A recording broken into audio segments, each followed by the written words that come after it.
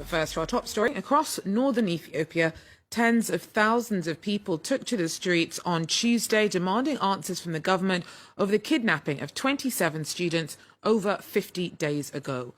Some of the captives, most of whom were women, have since been released, but over a dozen are still missing.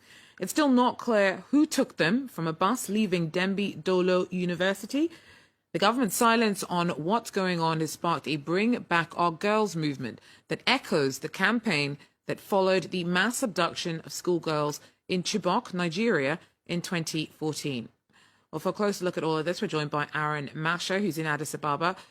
Aaron, what do we know about who's missing, who took them, and what's being done to get those students back? Yes, thanks.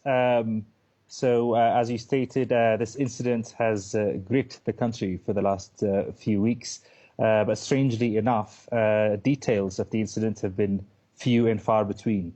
But what we know, what we know so far, is that a bus carrying students was attacked, and students who were being transported elsewhere outside the university were kidnapped by unknown assailants. And what we know is that this took place sometime on December 17. But since then, there hasn't been any details as to who carried out the kidnappings, and at the same time, from the government side as well, there's been silence. Today, under pressure from the public,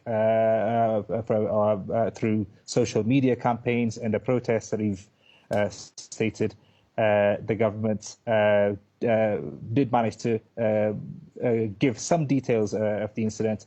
It said that it's still its operations to have them released is still ongoing. But again, not much detail beyond that.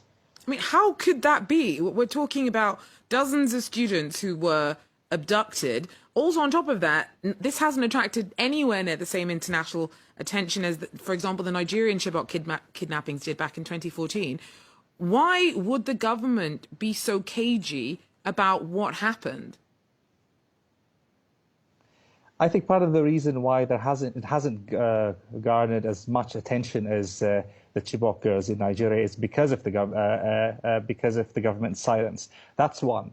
And two, the area from where they've been kidnapped itself is a conflict area at the moment. The government is waging an operation against an offshoot of a rebel group, which has been waging a conflict for the last 2-3 years.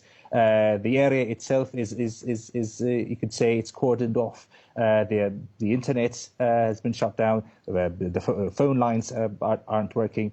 But at the same time, there are accusations. Some have pointed their fingers at this rebel group. This rebel group, in return, has denied any involvement. It says, in fact, that these accusations are part of a smear campaign by the government. But apart from that, no details are emerging, and the government itself sees any incident in this part of the country as sensitive, and it seems that it's quite bent on keeping a tight lid on it. So far, very little information is coming out. So who is this rebel group? I mean, to be clear, it's still not certain who was behind the kidnapping, but do tell us more about any of the credible suspects currently being examined by those looking closely at the case.